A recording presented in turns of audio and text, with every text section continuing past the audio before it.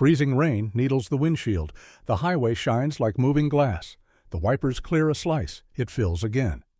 Officer_EC, calm, focused male officer, early 30s, medium athletic build, defined jawline, short textured dark hair, light stubble, slightly tired eyes, natural skin texture with pores, tactical police uniform with subtle wear marks, grounded realistic expression, drives without hurry, both hands planted.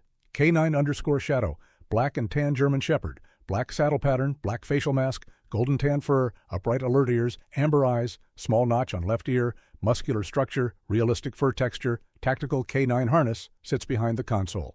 Still, listening. A car waits in a ditch. Hazard lights blink slow. No plate, no people. One door cracked open. A booster seat. A crushed toy.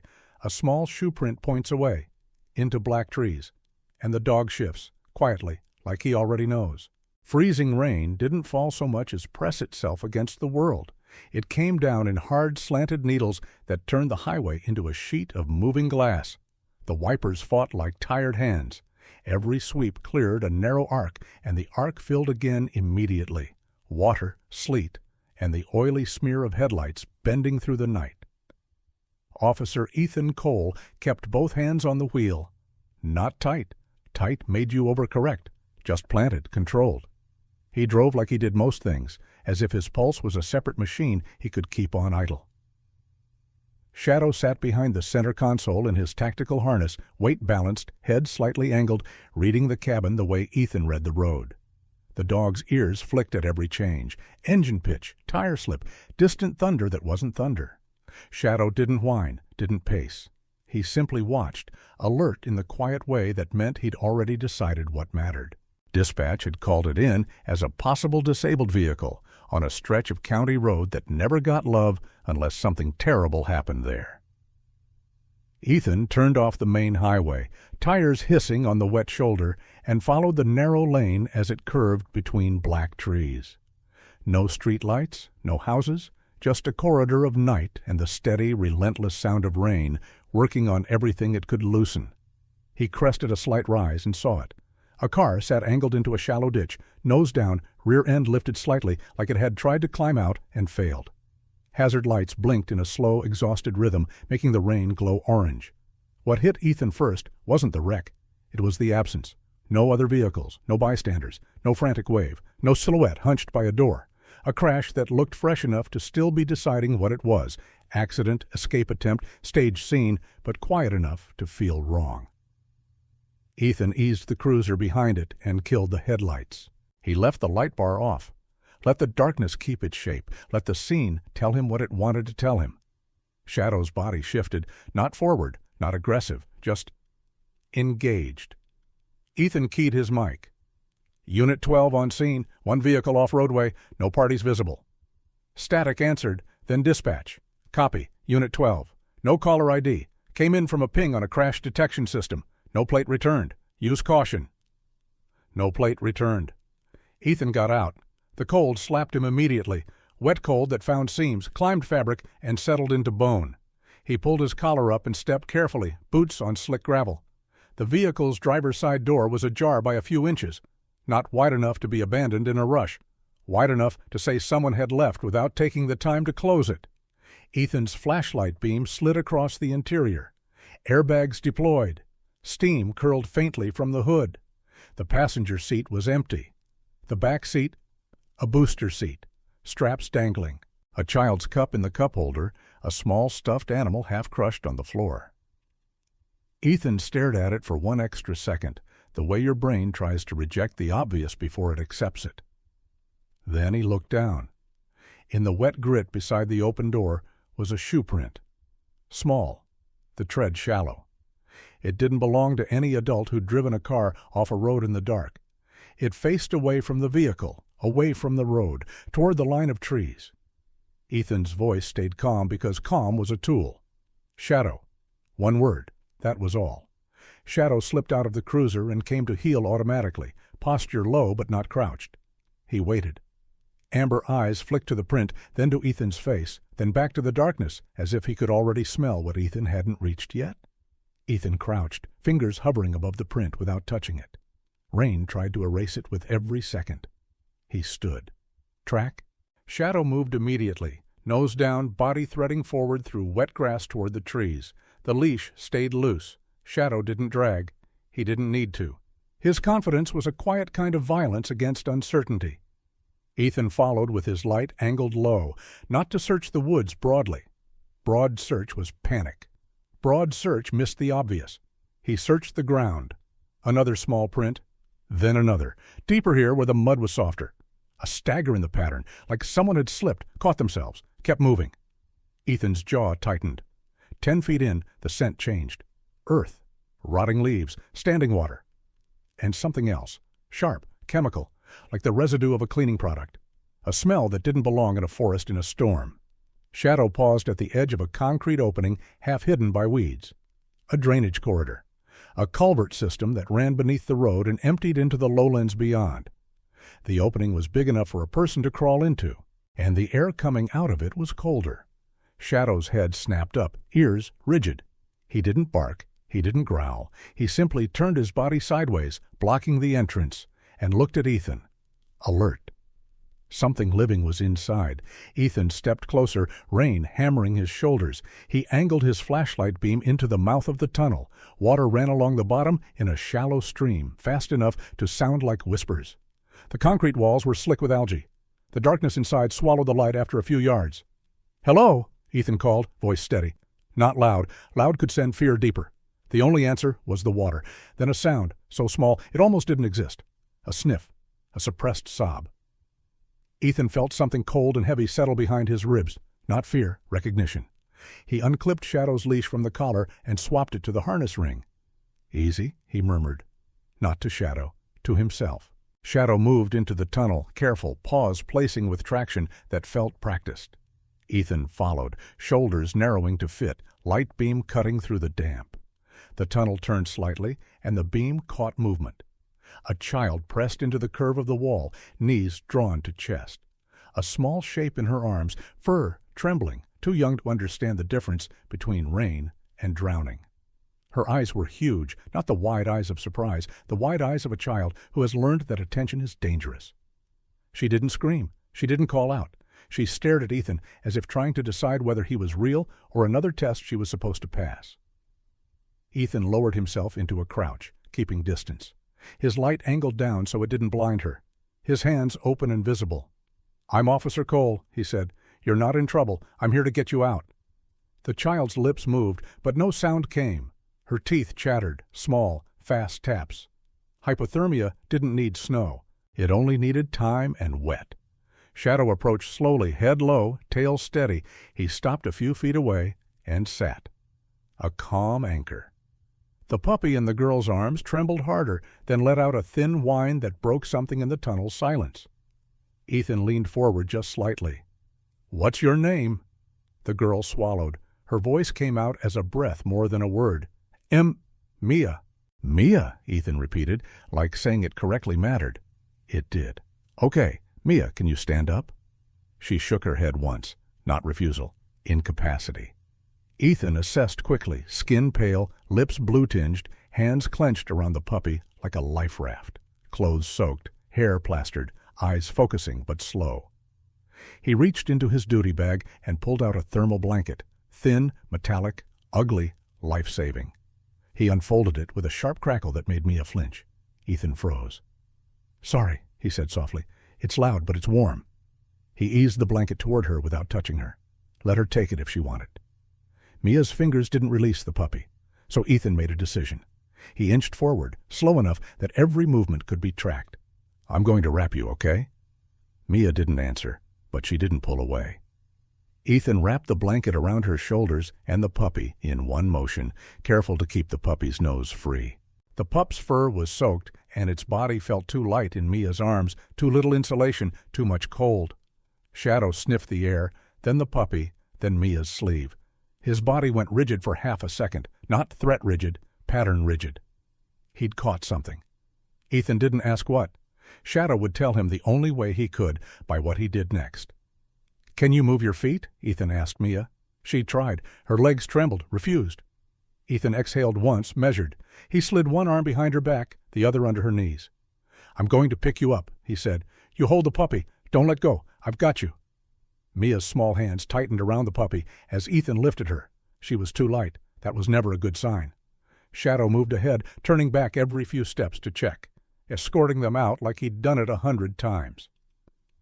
Rain hit them like punishment when Ethan emerged from the culvert. The cruiser sat with its lights dimmed, engines still running.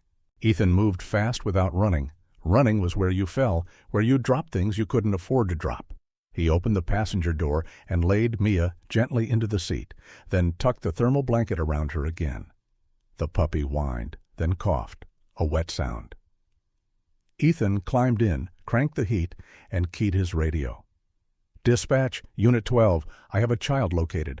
Approx. 8 years old. Hypothermia risk. Also a puppy. Need EMS expedited." Dispatch's voice sharpened immediately. "Copy. EMS en route. Any suspect vehicle? Any adult on scene?" Ethan stared at the crashed car, the open door, the empty space where a human should have been. "Negative adult located," he said. "This doesn't look accidental." Shadow jumped into the back seat and sat, eyes fixed on Mia and the puppy. His presence filled the cabin with something steady that the heater couldn't provide. Mia shivered. Her gaze flicked to Ethan, then to the road, then down, as if she expected headlights to appear at any moment. Ethan kept his voice low. "Mia? Who was with you?" Her eyes filled, but the tears didn't fall. The cold kept everything inside. "My dad?" she whispered. Ethan waited. Silence was sometimes the safest space you could offer a child. "He said—" Her lips trembled. "He said, stay quiet. He said if I was good, he'd come back." Ethan felt a slow burn start behind his sternum. Not rage, a cleaner thing, purpose. He looked at Shadow in the rearview mirror. Shadow's ears were forward, body still, listening. Ethan reached gently toward the puppy, not to take it, just to touch the collar, to check for tightness and signs of injury.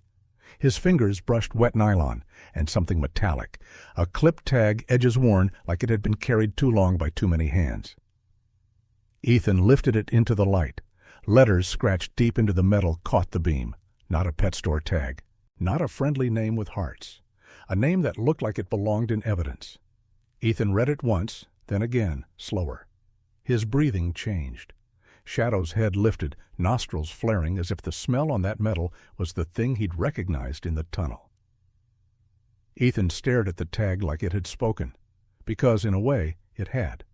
The case file number burned in his memory, an old sealed corruption file he'd been ordered to stop asking questions about. And now, in the hands of a soaked child in the middle of nowhere, it had resurfaced, attached to a puppy that shouldn't exist in this moment. Ethan looked at Mia. "Where did you get him?" Mia swallowed. "He was a gift." "A gift from who?" She hesitated, then whispered, "My dad's friend, the one in the black car." Ethan's eyes narrowed, mind shifting gears. A friend, a black car, a staged crash with no report. This wasn't a father making a terrible mistake. This was someone trying to erase a small human being without leaving a footprint. Ethan's radio crackled. "Unit 12, EMS is 5 out." Ethan's gaze stayed on the tag. Then he tucked it gently back against the puppy's collar, as if it were fragile evidence, which it was. He didn't know what the end of this was yet, but he knew the beginning, and he knew he wasn't letting go. The volunteer fire station was the only building for miles that still looked alive at this hour. A squat structure with bright bay doors and fluorescent light bleeding into the rain. Ethan chose it for one reason: controlled environment. Cameras, witnesses, a paper trail that couldn't be misplaced. He carried Mia inside, wrapped in the thermal blanket while Shadow paced at his heel, tracking every sound and face. The firefighters didn't ask questions first. They saw the child's skin color and the way she shook, and they moved. Ethan didn't learn their names. He didn't need to. They were function. Dry towels, warm air, measured voices. Mia sat on a bench near a space heater, blanket tight around her shoulders. The puppy curled against her ribs, shivering less now but still too cold. Ethan knelt in front of her, not towering. "You did good," he said simply. "You stayed alive." Mia stared at him, eyes glossy. "Am I in trouble?" "No," Ethan said. "You're in danger. That's different." Her brow tightened, like she didn't understand the difference, like danger was just her default setting. An EMS crew arrived and began assessments. Temperature, heart rate, pupils. A paramedic offered warm glucose gel and small sips of electrolyte solution. Mia obeyed, like she'd learned obedience kept things from getting worse. Ethan watched the bruise patterns on her upper arm as the sleeve rolled up, finger-shaped, not impact-shaped, grips, not falls. The puppy's collar sat slightly too loose, and the tag swung with each tremor. Ethan waited until the paramedic's attention shifted, then he reached out again, this time with a small evidence bag from his kit. He lifted the tag carefully and slipped it into the bag without removing it fully from the collar, minimizing disturbance. Photographed it. Documented time, place, condition. Shadow watched the entire process, head slightly tilted as if he understood what evidence meant in Ethan's world. Ethan turned his phone screen so Shadow could see nothing, habit more than logic, and keyed a call. Captain Maria Hayes answered on the second ring. Her voice was level, the kind of calm that didn't ask permission from the night. "Hayes? Captain? It's Cole. I've got a child recovered from a drainage culvert off County 19, found near an unreported crash. No adult on scene." A short pause. "Condition? Hypothermia risk. Bruising consistent with restraint. She says her father told her to stay quiet and drove off." Another pause, this one heavier. "Where are you?" "Volunteer station off Miller Road, keeping it controlled." "Good," Hayes said. "No hospital?" "Not yet. EMS wants transport. I want chain of custody and security. The crash is staged." "Why?" Hayes asked. Ethan looked at the evidence bag in his hand, the tag inside. "Because she had a puppy," he said, "and the collar tag is tied to an old sealed case." Silence, then Hayes. "Say that again." Ethan gave her the identifier, the engraved line, the case file reference that should have stayed buried. When he finished, Hayes exhaled once, controlled. "Do not freelance. Keep it procedural. I'm notifying Moore and Reed. You're not alone." "Yes, ma'am." Ethan ended the call and looked at Mia. She was petting the puppy with slow, careful strokes, as if afraid quick movement would break something. Ethan lowered his voice. "Mia, I'm going to ask you something, and I need you to tell me the truth, even if you think it'll make someone mad." Mia's fingers stopped. "Who told you to be quiet?" Mia swallowed. "My dad, always." "Tonight," Ethan clarified. "Tonight, before the crash."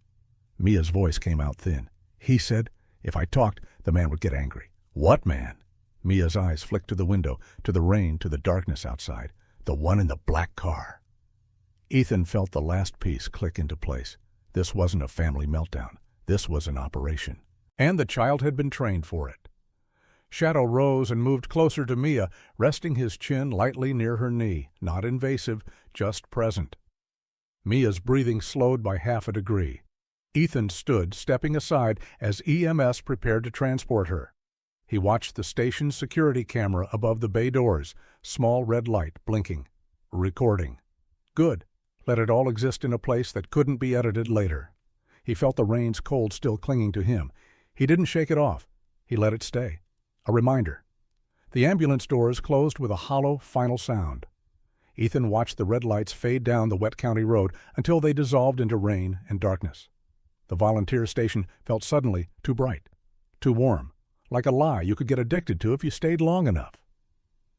Shadow sat beside Ethan near the bay doors, posture straight, eyes following the road as if he could still see Mia through the metal skin of the night.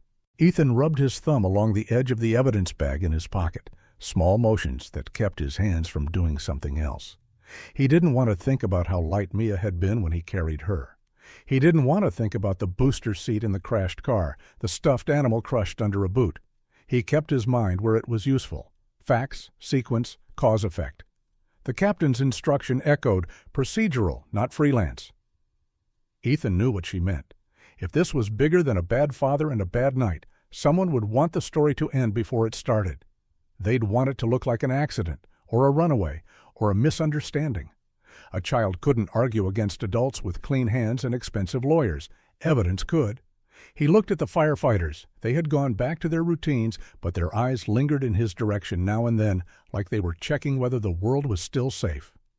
"Thanks," Ethan told them, voice low, "for everything." A couple of them nodded. One said, "Kid'll be okay?" Ethan didn't answer with comfort. He answered with intention.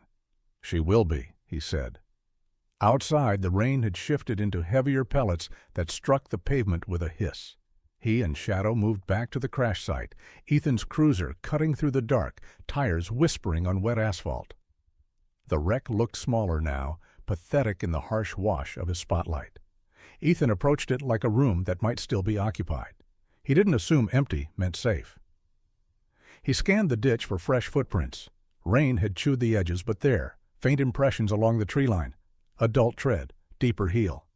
Someone had walked away fast, not run. The angle of the prints told a story, not fleeing randomly into the woods, following a path, a planned route. Shadow moved ahead, nose low, tail steady. The dog paused near the rear of the vehicle, sniffed, then turned his head to the right and stared into the trees. Ethan followed the line of Shadow's gaze, a faint depression in the brush, like something large had parked there recently. Tire tracks hidden by grass, but still visible if you knew what to look for. Crushed stems, mud splatter pattern, the subtle arc of a turn. A second vehicle. Black car, Mia had said. Ethan's breath came out as a slow fog. "Good boy," he murmured, and Shadow's ears flicked as if he'd heard the praise, but didn't need it. Ethan photographed everything. Measured distances, noted bearings. Built the scene into something that could survive a courtroom. Then he checked the car itself. Glove compartment, center console, only what was lawful, only what was visible through the open door, only what he could articulate later without sounding like a man with something to hide. The vehicle identification number on the dash was smeared with a film of grime, like someone had wiped it without fully cleaning it. Ethan angled his flashlight. A partial. Not enough for a full ID, but enough to show intent.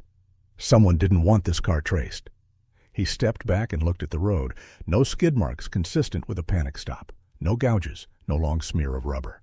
The crash looked like a slow drift off the side, controlled, not chaotic. A staged crash that encouraged exactly one thing, Mia leaving the vehicle and disappearing into the drainage corridor. Ethan's phone buzzed. "Captain Hayes, meet at precinct. Bring your notes." Ethan stared at the message for 1 second, then typed back, "On my way." He glanced at Shadow. "We're not done." Shadow exhaled softly as if he'd known that from the beginning. The precinct was quieter than most nights. Not empty, never empty. Just the particular quiet that came when the building itself seemed to be holding its breath. Captain Maria Hayes was in her office when Ethan arrived, sleeves rolled, hair pulled back, coffee untouched. She looked up as he entered, and the expression in her eyes wasn't anger. It was calculation wrapped around concern. "Sit," she said. Ethan sat. Shadow lay down immediately beside the chair, head on paws, eyes still on Ethan's face. Hayes glanced at Shadow. "He's keyed in." "He caught something at the culvert," Ethan said. "On the puppy's collar. The tag set him off." Hayes held out her hand. Ethan placed the evidence bag on her desk like it was heavier than metal should be. Hayes read the engraving carefully, then looked up. "That file is sealed." "I know." "Why would it be on a puppy?" "That's what I want to find out." Hayes leaned back, fingers steepled. "Moore's on her way. Reed, too. Mia is at County General. Warming protocol, observation. Child Services has been notified." Ethan's jaw tightened. "I don't want her in a system pipeline where someone can lose her." Hayes nodded once. "Already thought of that. I made a call to a judge I trust, quietly. We're keeping this tight, but you need to understand something, Cole." Ethan waited. "If this is connected to that sealed case," Hayes continued, "then someone already knows how to make evidence disappear. The only way we win is by making our evidence too clean to touch." Ethan's voice stayed steady. "Understood." A knock at the door. "Doctor." Lena Moore entered first, carrying a thin folder and a tablet. She moved like her mind was always one step ahead of her body, quiet, precise, internal. Her eyes flicked to Ethan, then to Shadow, and softened slightly. "Ethan," she said, "I reviewed EMS notes and initial intake." Behind her came Deputy Lucas Reed, still shrugging rain off his jacket. He looked younger than his badge suggested, but his eyes were sharp. He tried to smile and failed. "Captain," Reed said, "this is bad." Hayes nodded toward the chair beside Ethan. "Brief." Moore spoke first. "Hypothermia early to moderate. No frostbite. Bruising on upper arms consistent with forced handling. No fracture, no concussion. Child's effect is conditioned. She answers like she's been trained to minimize." Ethan's hand stayed still on his knees. She has learned fear as routine. Moore nodded. Yes. Reed cleared his throat. I ran what I could from the crash site partial and the area cameras. No plate hits. But I pulled county traffic cams near the turnoff. There's a black SUV that passes at 2241, then again at 2249, headed back toward town. Hayes leaned forward. Any ID? No plate, too much glare, Reed admitted. But the vehicle has a distinctive rear right brake light. Cracked lens makes a starburst pattern. If it shows up again, we can match it. Ethan exhaled slowly. Mia said black car. That fits. Reed nodded. Also, there's a residence about 6 miles south on the same route. High-end, private security signage, cameras visible from the road. The kind of place that says, don't look at me. Hayes's gaze sharpened. And? Reed opened his notebook. The homeowner, Mark C. He stopped mid-syllable, like he realized he was stepping onto a rail. Hayes raised a hand. Don't say names in this room unless necessary. Reed nodded, corrected. The homeowner is Mia's father. The air in the office changed. Moore looked down at her tablet, expression tightening. Ethan stared at the wall behind Hayes for a fraction of a second, as if he could see through it. Hayes asked, What do we know about him? Reed, professionally clean. Real estate records show the property purchased 2 years ago. No criminal history, no obvious flags, but he hesitated, then added, he's connected to Aurora Ridge Technologies through his spouse. She's in PR. He's listed as trustee for an estate. Moore lifted her eyes. Estate of the mother? Reed nodded. Rachel Carter, deceased, very high net worth. Patents, shares, trust structures. The mother's death was ruled accidental. Ethan's blood cooled. Accidental deaths are convenient. Hayes leveled her gaze at Ethan. Careful, we don't invent, we prove. Ethan nodded. I'm not inventing, I'm mapping possibilities. Moore tapped her tablet. Child's statements will matter, but we need corroboration beyond a 7- or 8-year-old's memory. Reed said, I can request financial data, Hayes cut in. Not yet. If we tip him, he scrubs. We need a quiet dig. Ethan glanced at Shadow. The dog's eyes were on him, unblinking. A steady pressure that said, keep moving. Ethan spoke. The puppy collar tag is linked to a sealed case file. That's not coincidence. Someone wanted that metal in the child's orbit. It's either a message, a mistake, or a tool. Hayes leaned forward again. Explain. Ethan held up the evidence bag. This tag has a chain of custody ID. That means it was once evidence. Evidence from that sealed case. Private security corruption, tampered surveillance feeds, offshore accounts. The case closed without public resolution. Someone wanted it buried. Reed's face tightened. So why put it on a puppy? Ethan answered quietly. Because puppies get into homes without raising suspicion. Moore's brow furrowed. Are you suggesting the puppy is a delivery mechanism? Not for harm, Ethan said. For leverage or for narrative. If the child disappears, the puppy and the tag can be explained away as a sentimental thing. But if the child survives and speaks, that tag becomes a thread. Hayes studied Ethan. And you want to pull it? I want to find where the puppy came from, Ethan replied. Who placed it into that house? Who had access to this tag? That's our entry. Hayes looked at Moore. Can the child handle questions? Moore hesitated. Yes, if done gently. But she's fragile, and she'll shut down if she senses consequences. Ethan nodded. I'll do it. Hayes said, with Reed present for documentation, and I want it recorded. Ethan met her eyes. Understood. Hayes picked up her phone. County General. Put Mia in a private consult room. No hallway waiting. No unnecessary staff. She ended the call, then looked at Ethan again. Cole, this stays tight. If you go rogue, you compromise her. If you compromise her, you answer to me. Ethan's voice was flat. Yes, ma'am.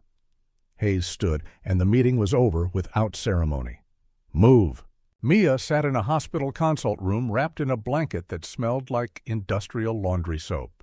Her hair had been brushed, but it still held the stubborn tangles of a child who'd been crying in a storm. The puppy lay curled against her belly on the exam bed, warmer now, eyes half closed, tiny chest rising and falling. Ethan entered slowly, not filling the doorway like a threat. Reed followed with a small body camera clipped to his vest, recording light blinking. Dr. Moore stood near the wall, arms folded, gaze gentle but observant. Shadow stayed at Ethan's heel, then sat near Mia's feet with the quiet assurance of a guard dog who wasn't guarding against Mia. He was guarding against the world. Mia's eyes tracked Ethan, then Shadow, then the camera, and her shoulders tightened. Ethan crouched. "That's just to remember," he said softly, nodding toward the camera, "so you don't have to tell the story 100 times." Mia looked uncertain. Moore stepped forward, voice calm. "Mia, nobody here is angry at you. Nobody here is going to make you go back to the cold." That word, back, made Mia's fingers tighten around the blanket. Ethan waited until she breathed again, then asked, "Can you tell me the puppy's name?" Mia glanced down. A faint smile flickered, small as a match in wind. "Copper." Ethan nodded. "Copper, did you pick that name?" "My mom liked pennies," Mia whispered. "She said pennies meant you still had something." Ethan felt something tighten behind his ribs again, but he kept his face neutral. He asked, "Where did Copper come from?" Mia hesitated, then said, "A rescue place." Ethan kept it simple. "Do you remember the name?" Mia frowned, thinking hard. "Northern Lights." Reed's pen moved. Moore's eyes lifted slightly. This mattered. Ethan asked, "Who took you there?" "My dad," Mia said, then corrected herself like she was afraid of being wrong. "He said he did, but I didn't go inside much." The lady came out. "What lady?" Mia's gaze drifted to the corner of the room. "She was old. She smelled like peppermint. She talked to the dogs like they were people." Ethan nodded slowly. "Did she give Copper to you?" Mia shook her head. "No. She gave him to my dad. He brought him home later and said it was for me."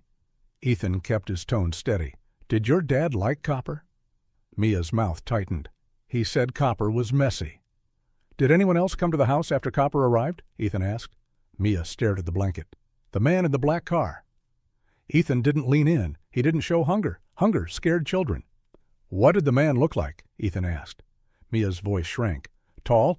He wore a jacket with shiny buttons. He smiled, but his eyes didn't." Moore's gaze sharpened. Trauma descriptors. Reed wrote. Ethan asked, "What did your dad and the man talk about?" Mia's throat bobbed. "I wasn't supposed to listen." "But you did," Ethan said quietly. Mia glanced at Shadow. Shadow looked back at her, still as stone, not judging. Mia swallowed. "They talked about my mom." Ethan held still.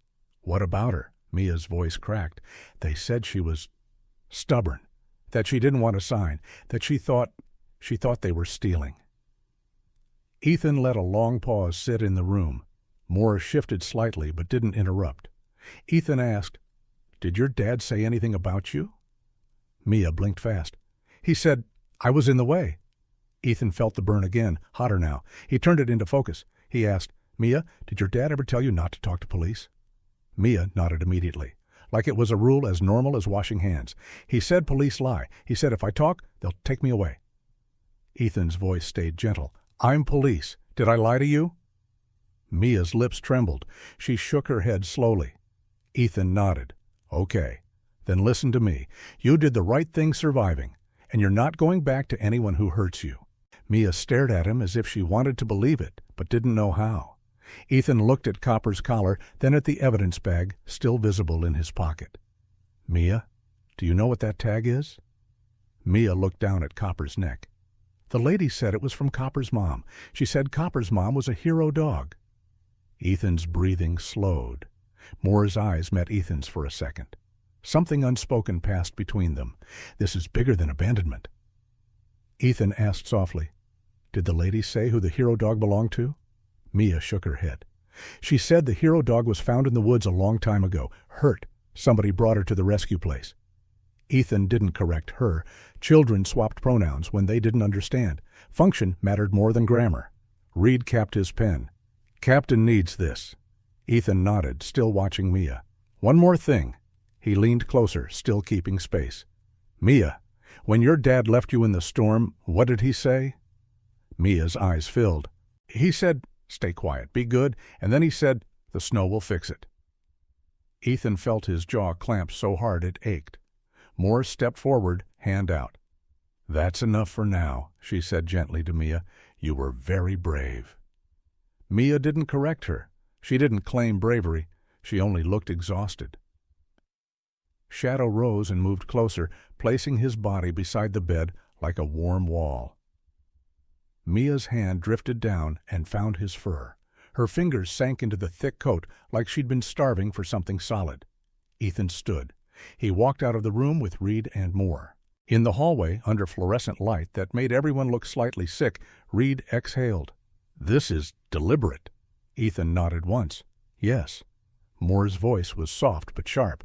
"These now will fix it line. Someone has said that before, or written it." Ethan looked at her. "That sealed case, do you remember the details?" Moore hesitated. "I remember it ended too quietly." Ethan's phone buzzed. "Captain Hayes. My office, now." Ethan looked at Shadow through the glass window, still beside Mia, still guarding. Then he turned and walked. Hayes listened without interrupting as Ethan relayed Mia's statements. Northern Lights rescue, peppermint-smelling woman, black car man, talk about mother refusing to sign. Snow will fix it. When Ethan finished, Hayes sat back, eyes narrowed. "Reed," she said. Reed opened his laptop. "Northern Lights is a legitimate K-9 rescue north of here, non-profit, donor-funded. Good reviews, no obvious complaints, but that doesn't mean it can't be used." Hayes nodded. "We need to talk to the rescue director, but we do it clean, no scare, no warning. Cole, you and Reed go tomorrow morning. Moore, I want you to prep a forensic timeline, medical proof of the child's exposure, bruise age estimate, anything that anchors her story." Moore nodded. "Already started." Hayes turned to Ethan. "And the sealed case tag?" Ethan placed it on the desk. "This is our thread." Hayes tapped her nail once against the bag. "If that tag ties back to the old case, we need an outside agency. Someone with jurisdiction and resources." Ethan said, "We have a contact." Hayes's gaze sharpened. "Who?" Ethan hesitated only a fraction. "FBI, Carla Ruiz in Helena, financial crimes." Hayes held Ethan's eyes. "You trust her?" "I'd trust her to hate people who steal from kids," Ethan replied. Hayes nodded. "Make the call, but do it from my office line. I want record, not shadows." Ethan didn't argue. He picked up the desk phone, dialed, and waited. Carla Ruiz answered like she always did, like she was already in the middle of something. "Ruiz." "Agent Ruiz, Officer Ethan Cole, Bozeman PD, Captain Hayes's line." A pause. "Okay, officer. What have you got?" Ethan laid it out. Only facts, only sequence. Child abandoned in storm, staged crash, financial whisper, sealed case tag, potential trust motive. There was silence on the other end, then a slow exhale. "Send me the father's name and spouse," Ruiz said, "and the deceased mother. I'll run background, estate filings, trusts, corporate links. Give me 2 hours." Ethan looked at Hayes. Hayes nodded. "Done," Ethan said. "What should we do right now?" Ruiz's voice hardened. "Keep the child out of visibility. If there's a trust, there's a timeline. People don't abandon children in storms because they're angry. They do it because they need an outcome." Hayes said into the receiver, "Agent Ruiz, this is Captain Hayes. We're keeping it controlled." "Good," Ruiz replied. 2 hours. Click. Ethan set the receiver down, feeling the weight of that phrase. Need an outcome. Hayes stood. "Go home, Cole." Ethan blinked. "Ma'am?" "You heard me," Hayes said. "Get sleep. You're no use cracked open." Ethan's mouth tightened. He didn't want to admit he was tired. Tired made you sloppy. But Hayes was right. He nodded. "Yes, ma'am." Shadow rose when Ethan did, ready. That night, Ethan didn't sleep the way normal people slept. He lay on his couch, boots off but not put away, and watched the ceiling in the dim light of a street lamp outside. Shadow lay on the rug, head on paws, ears twitching at every distant sound. Ethan's mind replayed the crash scene. The culvert, the child's eyes, the tag, the sealed case. He hadn't been the lead on that old file. He'd been the guy who did what he always did, followed details until details started pointing to people who didn't like being pointed at. Then the case got sealed, the lead got promoted sideways, and Ethan got told to stop asking questions. He'd stopped, not because he agreed, because he'd learned what the system did to people who didn't stop. He'd told himself it was over. Now a child was holding that case like a collar around her life. At 2:11 a.m., his phone buzzed. Carla Ruiz. Ethan sat up instantly, pulse clearing like a switch flipped. Shadow lifted his head, already awake. Ethan answered. "Ruiz." Her voice was controlled steel. "Listen carefully. The child's mother, Rachel Carter, created a trust valued around $80 million. Stocks, patents, shares. The father is listed as trustee until the child turns 18. Ethan's mouth went dry. Ruiz continued. "And there's a clause. If the child dies before 18, the trust reverts to the surviving legal guardian. That's him." Ethan stared into the dark room. So abandonment was inheritance acceleration. Ruiz didn't soften it. "Yes, and there's more. I'm seeing recent unusual transfers connected to the father's spouse, Shell LLC in Wyoming. Small movements, consistent, like laundering without urgency." Ethan felt the burn become something else. A clean, cold line. Ruiz added, "If you're going to move, move now. If they realize the child is alive and in protective custody, they may pivot. They may try to discredit her, or reclaim her." Ethan's voice was flat. "They won't." Ruiz paused. "You sound confident." Ethan looked at Shadow. "I'm prepared." Ruiz said, "Good. I'll alert the local field office, but until paperwork catches up, keep your evidence chain solid. If you step outside the lines, their attorneys will eat you alive." Ethan nodded even though she couldn't see it. Understood. He ended the call and sat in silence, listening to the rain still tapping the window like a slow countdown. Shadow stood, walked to Ethan, and pressed his head into Ethan's knee once. Firm, grounding. Ethan rested his hand on Shadow's neck, fingers sinking into the thick fur. "Okay," Ethan whispered. "We do this right." He stared at the clock. The night wasn't over, but the storm had changed. It was no longer weather. It was people. And people left more evidence than snow ever did. Morning came gray and mean. The rain had chilled into a brittle sleet that rattled against Ethan's windshield like thrown sand. The roads were coated with a thin sheen of ice that didn't look dangerous until it was. Until your tires found the wrong angle and reminded you that gravity never negotiated. Ethan drove anyway. He and Deputy Lucas Reed took an unmarked vehicle this time, department approved, but low profile. Shadow rode in the back, harness clipped, body steady despite the motion. Reed glanced in the mirror more than once, like Shadow's stillness unnerved him. "You ever wonder if he's judging us?" Reed asked, trying to lighten his own nerves. Ethan didn't smile. "He's evaluating. That's different." Reed exhaled. "Great." The Northern Lights Rescue Center sat at the edge of a wide, snowy property north of town. Kennels, a training yard, an office building that looked like it had survived decades of storms. The kind of place built by people who didn't ask permission from weather. When Ethan stepped out, the air hit him with the clean bite of winter. Dogs barked in overlapping waves, some excited, some anxious, some territorial. A chorus of lives that had learned to be loud because no one listened when they were quiet. Shadow's head lifted. His nose worked the wind like a scanner. Reed said, "You think she'll talk?" Ethan answered, "If she's honest, yes. If she's scared, maybe. We don't push. We observe." They walked toward the office door, boots crunching on packed snow. A woman opened the door before they knocked. She was in her late 60s, short but sturdy, gray curls escaping a loose bun, round glasses, a faded maroon parka with dog hair clinging like a second fabric. Her eyes were warm but wary, protective like someone who'd spent a lifetime watching animals flinch. "You're Officer Cole," she said. Ethan's gaze sharpened slightly. "Yes, ma'am." "And that's your dog," she added, eyes flicking to Shadow. "He's not just a pet." "No," Ethan said, "he's not." She nodded, then looked at Reed. "And you are?" "Deputy Lucas Reed," Reed said, flashing his badge. The woman's mouth tightened. "I'm Evelyn Hart, director here. Peppermint." Ethan caught the faint scent under disinfectant and coffee. Mia's description clicked into place like a lock turning. Ethan kept his voice low.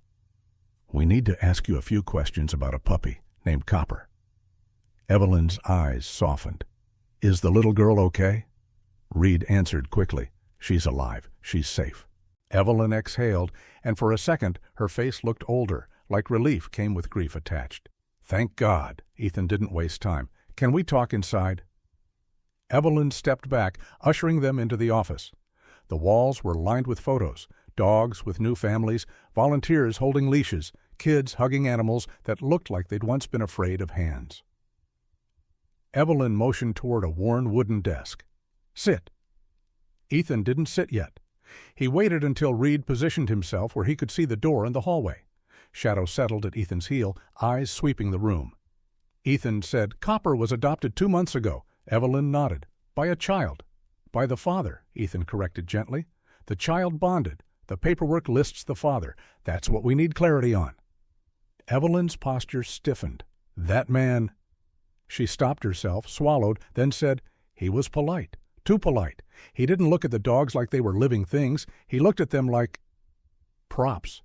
Ethan's expression didn't change, but he filed the observation. He reached into his pocket and placed the evidence bag on the desk. Inside, the metal tag glinted dully. Evelyn's eyes widened. She reached out, then hesitated, like she wasn't sure she was allowed to touch it.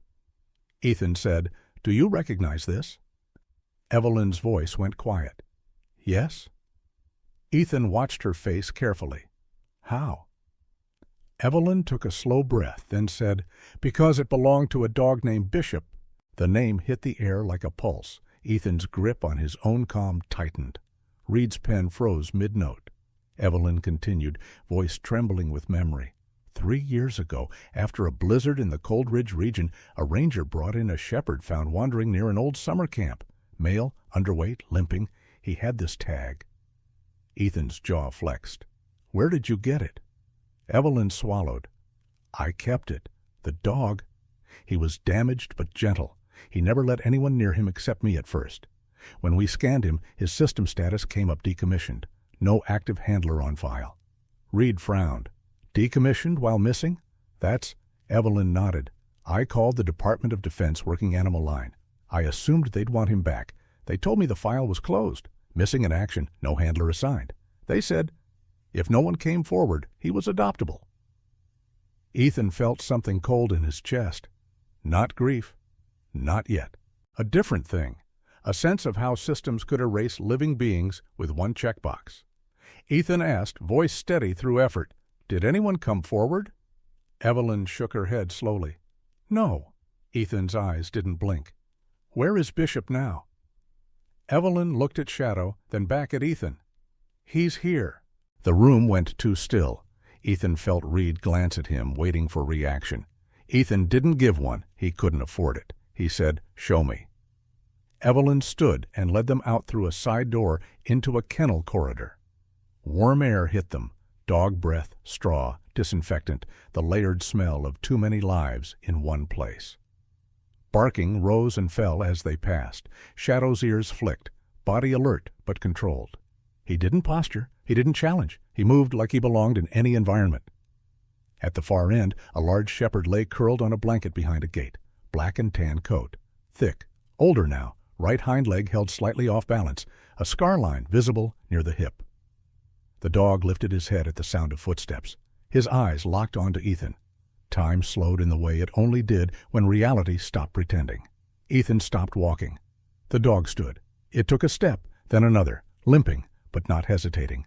His tail began to move, slow at first, then faster, as if the body had to relearn joy before it could fully commit. Ethan's voice came out rougher than he expected. "Bishop!" The dog froze like he'd been hit by a command. His posture snapped upright, military still, ears forward, eyes burning with recognition that looked like pain. Evelyn unlatched the gate. The dog surged forward and pressed into Ethan's legs with a sound that wasn't a bark, wasn't a whine, something in between. Ethan dropped to one knee and wrapped his arms around the dog's neck. He didn't speak for a moment. He couldn't. He pressed his forehead against the dog's, breath catching in his throat like a swallowed storm. Reed looked away, suddenly fascinated by a clipboard on the wall. Evelyn's eyes glistened. Shadow stood beside Ethan, watching. Not jealous, not confused, observant, as if learning something about Ethan's past with the same serious attention he gave everything. Ethan inhaled once, forced oxygen into his lungs, and did the only thing he trusted in moments like this. He tested truth with procedure. "Stay," Ethan whispered. The dog obeyed instantly, lowering into a sit without even thinking. Ethan's throat tightened. "You remember?" he murmured, almost accusing. The dog's tail thumped once, then stilled, eyes locked. Ethan stood slowly, hand still on Bishop's head, grounding himself through touch. Ethan looked at Evelyn. "I'm taking him." Evelyn nodded without hesitation. "I already started the papers. If he's yours, he should be with you." Reed cleared his throat softly. "We're Bozeman PD. That dog isn't in our roster." Ethan's gaze stayed on Bishop, but his voice was firm. "He's not a unit asset anymore. He's a living witness to how someone filed him away." Evelyn stepped closer. "And he fathered a litter," she added quietly. Ethan looked up. Evelyn continued, "Copper is from that litter. When the father came for a puppy, he asked for one that would bond to a child easily. I thought it was a good thing." Ethan's eyes narrowed. "Did he mention the tag?" Evelyn shook her head. "No, I gave it with Copper as a symbol. I told the child it belonged to Copper's mom. I didn't want to burden her with military files." Ethan absorbed this, felt the implications settle. The tag hadn't been planted by the father. It had been carried into that home by kindness. But kindness could still be weaponized by someone who didn't care what it meant. Ethan said, "Do you have adoption records?" "Paperwork, dates, IDs." Evelyn nodded quickly. "Yes, everything." "Good," Ethan said. "We need copies." Reed scribbled notes, eyes wide now. The story was turning from domestic cruelty into something that connected to a sealed corruption file and a military K-9 that had been erased. Ethan looked down at Bishop. "You're coming with me." Bishop pressed into Ethan's leg again, as if a frayed movement meant separation. Shadow stepped closer and sniffed Bishop's muzzle once, brief, professional, like a handshake. Bishop sniffed back. Then, to Ethan's surprise, Bishop lowered his head slightly, a gesture of respect. Shadow held still, then turned away, accepting. Two working dogs reading each other in a language that didn't need words. Ethan's chest tightened for a second, and he forced it back down. He couldn't afford emotion yet, not while Mia was still vulnerable, not while the father was still free. Ethan turned to Reed. "We have enough to tighten the case on custody and endangerment, but Ruiz said motive is financial. We need hard proof." Reed nodded. "Captain Hayes is waiting for updates." Ethan said, "We go back. We give her everything. Then we decide how to get the proof legally." He paused, then quieter, "Because if we don't do it legally, we lose." Reed swallowed. "Understood." They finished the rescue center work with ruthless calm, copies of adoption documents, transfer logs, any contact info associated with the father. Ethan kept his voice polite and his questions minimal. He thanked Evelyn once more and promised her the child was safe. Before leaving, Ethan looked back at Evelyn. "You did what you thought was right." Evelyn's mouth trembled. "I hate that kindness can be used like this." Ethan answered, "It can, but it also leaves records." On the drive back, Bishop rode in the rear compartment beside Shadow, separated by a barrier. Both dogs sat upright, ears pricked, watching the road like twin sentinels. Reed glanced back. "This is surreal." Ethan didn't take his eyes off the road. "Stay in the facts." Reed nodded. "Right? Facts." They reached the precinct just after noon. Captain Hayes listened as Ethan explained everything. Evelyn's story, Bishop's existence, the adoption records, the unintended transfer of the tag. Hayes's face stayed composed, but her eyes sharpened like a blade. "So the tag was not planted," Hayes said. "No," Ethan replied, "but it became a threat anyway." Hayes turned to Reed. "Get all the adoption paperwork scanned. Chain of custody. I want it bulletproof." Reed nodded, already moving. Hayes looked at Moore. "What about the child?" Moore answered, "Stable, still guarded. But the story is consistent. Her fear is patterned, not performative." Hayes nodded once. Then she looked at Ethan. "Ruiz's trust clause?" Ethan met her eyes. "True, $80 million, trustee until 18. Reversion to surviving guardian if the child dies." Hayes's jaw tightened. "Then they will come." Ethan's voice was flat. "Yes." Hayes stood and paced once, then stopped. "We need probable cause to go after the father's documents. If we get a warrant, we can seize records. If we do it wrong, defense will claim contamination, unconstitutional search, vigilantism." Ethan nodded. "Then we do it right." Hayes studied him. "And if he tries to take her back before paperwork finalizes?" Ethan's hand rested briefly on Shadow's harness strap at his side. Habit, grounding. "Then he meets us in daylight." Hayes nodded. "Good." She picked up her phone.